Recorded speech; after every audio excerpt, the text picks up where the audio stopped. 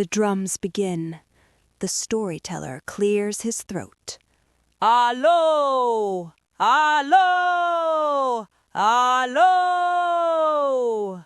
Allo! Moni allo! Allo! Gather close, children of the sun. Let your ears drink wisdom like a calabash drinks rain. What I am about to tell you happened in the time of our ancestors, when the boundary between this world and the spirit world was as thin as morning mist, and the Orisha still walked among men. This is the story of Ile-Oluji, the village that disappeared 3 times, and the terrible wisdom its people carried back from the land of tomorrow. In those days, long before the white man came with his iron ships, there was a village called Ile-Oluji, deep in the forest of Ondo land. It was not large, just 34 compounds around the sacred Iroko tree. But it was blessed. The yams grew fat, the streams ran clear, the children were many, and sickness was rare. The people worshipped Ogun, the god of iron. They honored Shango, who throws thunder. They poured libations to Yemoja, mother of waters. Every new moon, the Babalawo cast sacred palm nuts and read what Ifa had written in the dust of destiny. The village had lived in peace for many generations. But peace, as the elders say, is like ripe fruit, sweet while it lasts, but it does not last forever. It happened first in the time of our great-great-grandfathers. One morning, traders from Akure came to buy palm oil from Ile-Oluji, but when they arrived, they found something that made their blood turn to water. Empty. Every compound empty, every cooking pot cold, every doorway open like a mouth screaming in silence. 847 people had vanished between sunset and sunrise. The traders ran back to Akure. The Oba sent warriors to investigate. They found the village frozen in the middle of life. In Baba Adeyemi's compound, wooden bowls still held amala and ewedu. The soup had not yet grown mold. In Mama Folake's compound, the loom was still threaded with half-woven cloth. The shuttle lay on the ground, as if her hands had released it mid-throw. In the sacred grove, offerings still burned. Kola nuts, palm oil, white cloth. The calabash of herbal medicines sat unfinished, still warm. But strangest was what they found written in ash on the shrine floor. The forest has taken us, to teach us what is coming. We will return. The Oba's warriors reported to the Oba. The Oba consulted the most powerful Babalawo in Yoruba land, a man so old his skin was like tree bark, whose eyes had seen things that would break younger minds. This ancient Babalawo cast the Ifa divination. The palm nuts fell in a pattern he had never seen. He cast again, same pattern. He cast a 3rd time, and when he saw it repeat, he began to weep. "What is it?" the Oba demanded. "What do you see?" "They are between the worlds, neither here nor there, neither now nor then. The forest people have taken them to the place where time bends like a river. They will return in 7 days, but they will not return unchanged." "Forest people? What forest people?" "The ones who were here before us, the ones who will be here after us, the ones who watch to see if we are worthy." The Oba posted guards around the empty village and waited. 7 days later, it happened. On the 7th night, as the moon rose full, the forest around Ile-Oluji began to glow, not with fire, Not with lightning, with a light that seemed to come from inside the trees, a light that was every color and no color. The guards wanted to run, but their legs would not obey. They stood frozen as the light grew brighter until it hurt to look upon it. Then the light vanished, and the people of Ile-Oluji walked out of their compounds as if they had never been gone. 847 people, same faces, same bodies, but their eyes had changed. Every single person had eyes that looked old, ancient, as if they had seen the birth and death of stars. The guards ran to the village. "Where have you been? What happened to you?" The villagers looked at each other. Then the eldest woman, Iya Abba, the keeper of stories, spoke. "We have been to tomorrow. The forest opened and swallowed us. We walked through a doorway made of light and found ourselves in a place where the trees spoke and the sky showed us visions. We saw what is coming. We saw the future of all the children of the earth, and we have been sent back to remember, to warn, to prepare." "Warn us of what?" But Iya Agba's eyes went distant, as if looking at something very far away. "Of the day when the forest people return to judge, of the day when they will separate the worthy from the unworthy, of the day when those who have not learned will be left behind in frozen time while the rest of creation moves forward." Some of the villagers began to speak in languages no one had ever heard. Others could suddenly see illnesses in people's bodies that had not yet appeared. 3 men went completely mad, screaming about cities that floated in the sky and machines that thought like humans. 2 women died within the month. When they examined the bodies, the elders found something impossible. The women's bones were old, as if they had lived 90 years instead of 30. The village tried to return to normal. They planted yams, they hunted in the forest, they married and had children. But every person who had been taken carried a weight in their eyes. They had seen something that could not be unseen. And they waited, because Iya Agba had said the forest people would return. 50 years passed. The children of the first disappearance grew old. They told their children the story of the 7 days when the village vanished. Some believed, most thought it was just a story that old people tell to frighten children. Then it happened again, the exact same day, 50 years to the hour. This time, a man from the nearby village of Ondo happened to be walking past Ile-Oluji at sunset. He saw something impossible, the entire village shimmering like heat rising from hot ground, and then gone, completely gone. Not destroyed, not burned, simply not there anymore. He ran to get help. By the time he returned with others, the village was back. Houses, trees, everything. But the people were gone. Again, they returned 7 days later. Again, they spoke of being taken between the worlds. Again, they spoke of visions and warnings. Again, some went mad and some died young with old bones. This time, the British colonial officers heard about it. They came with their notebooks and cameras and scientific instruments. They interviewed the villagers. They measured the forest. They examined the bodies of those who died. In their official report, they wrote, "Mass hysteria brought on by native superstition and tropical fever. No evidence of supernatural phenomena." But privately, one British officer wrote in his diary, "I do not understand what happened here. The photographs show impossible things, people aging decades in days, symbols on the trees that appear and disappear, lights in the forest that our instruments cannot measure.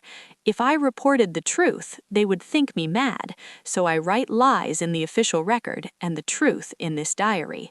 God help us all if what these natives say is true." Another 50 years passed. The world changed. Cars replaced donkeys. Electricity came to the villages. Young people went to schools and learned to speak English. The old ways began to fade.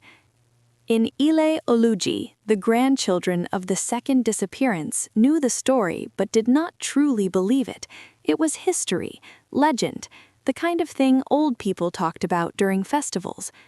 Then came March 14, 1974. A teacher from the village named Adekunle had traveled to Ibadan for a conference. He returned home on March 15th to find his village gone. Not destroyed, not abandoned, gone. He drove his car in circles, thinking he had lost his way, but the iroko tree was there, the stream was there, the road was there. Everything was there except the village itself. It was as if the 34 compounds had been plucked from the earth by an invisible hand. He went to the police. They did not believe him. He went to the newspapers. They mocked him. He went to the University of Ibadan and found a professor who studied Yoruba oral traditions. The professor knew the story. "It has happened twice before," he said, 1874 and 1924, every 50 years. They will return in 7 days. That's impossible. Is it? Your village is impossible, but here you stand, homeless in a land that should be home. 7 days later, the village reappeared, and the people walked out of their compounds, eyes changed, carrying visions. This time they spoke of terrible things: cities drowned in water, forests turned to desert, machines that thought, and weapons that could kill millions. They spoke of a world where humans had forgotten how to live together, forgotten how to honor the earth, forgotten to listen to wisdom. And they spoke of the final test that was coming in 50 years. In 2024, said the new Iya Agba, a woman named Oluremi, it will happen again, but that time will be different. That time the forest people will give us one final message. After that, there are only 46 years until the judgment, until they return not to teach, but to decide, to separate those who have learned from those who refuse to learn. The government tried to silence them. They classified the reports. They threatened people who talked about it. They sent soldiers to occupy the village and prevent hysteria. But you cannot silence truth. Stories are like water. They find a way through. And now we come to the time of our own children, March 14th, 2024. The world has changed beyond recognition. People carry telephones in their pockets that can speak to anyone, anywhere. Cars drive themselves. Machines can think. The white man's magic has conquered the earth. But some things do not change. That night, a woman named Dr. Amara Ogunleye, a scientist who studied bones and death, who believed only in things she could measure and weigh, received a call from the government. A village has disappeared. She laughed. Villages don't disappear. This one did.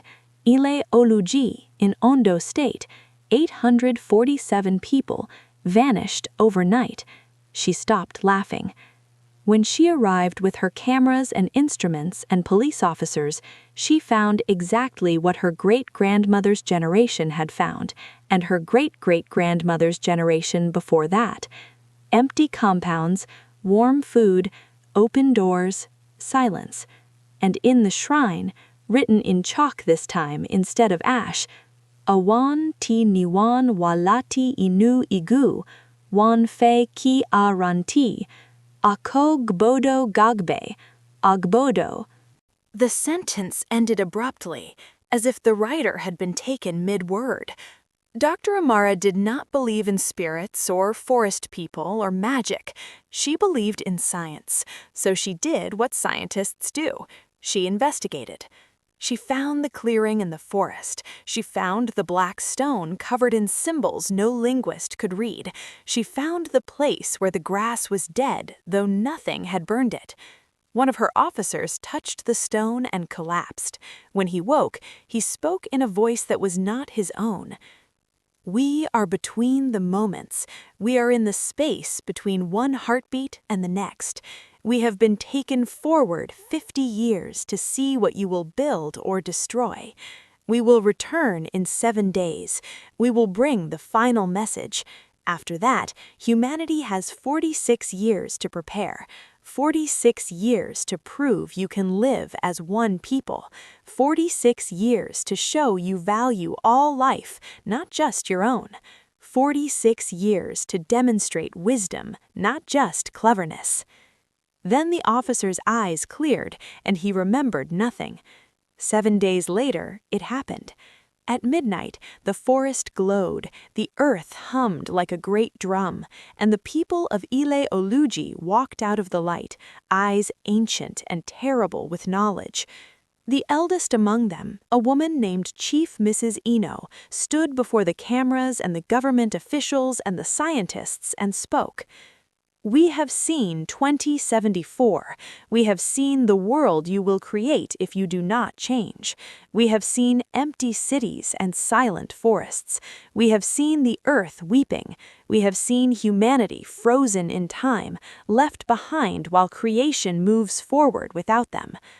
The forest people, the ones who have watched since before the first human drew breath, will return in 2070, not to invade, not to conquer, to judge.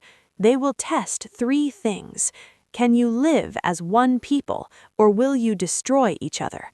Have you learned from your mistakes, or do you repeat them endlessly? Do you honor all life, or only your own? We have been chosen for 4 generations to carry this message. Every 50 years they take us forward to see if you are improving or declining. Every 50 years we return to warn you. Every 50 years you do not listen. This is the final warning. In 46 years they will come. Those who have learned will move forward with them into a new age. Those who have not will be frozen, trapped in a single moment of time, conscious but unable to move, unable to change, unable to die. A museum of failure, a reminder of what happens to those who refuse to grow. The choice is yours. We have delivered the message. What you do with it is no longer our burden. And so, children, this is where the story stands today. Dr. Amara published her findings. Some believed, most mocked. Governments denied. Scientists argued. The world continued spinning as it always had. But in Ile-Oluji, the people live differently now. They teach their children to think beyond themselves. They settle disputes with words, not violence. They plant trees for grandchildren not yet born. They practice living as the forest people would want, as one family under one sky. They are preparing, and every night they look toward the forest and count down the years. 46 years, 45 years, 44 years.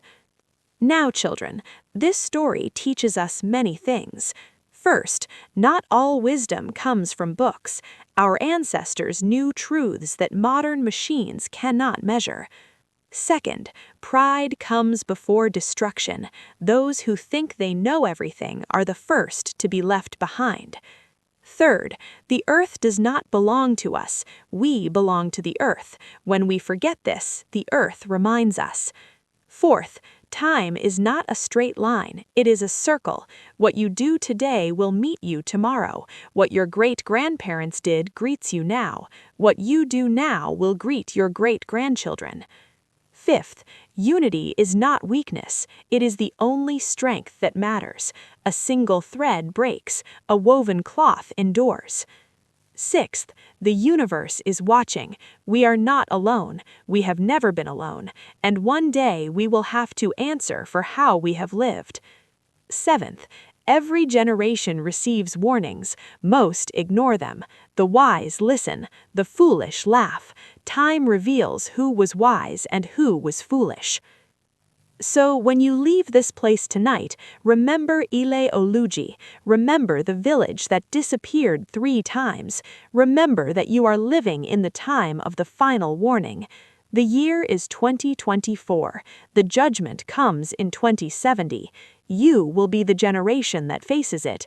Will you be found worthy? Will you be among those who move forward with them into a new age? Or will you be frozen in time, a museum of failure, a reminder of what happens to those who refuse to grow? The choice is yours. We have delivered the message. What you do with it is no longer our burden. Allo parari, mo titan itan mitan. That is all. I have finished my story.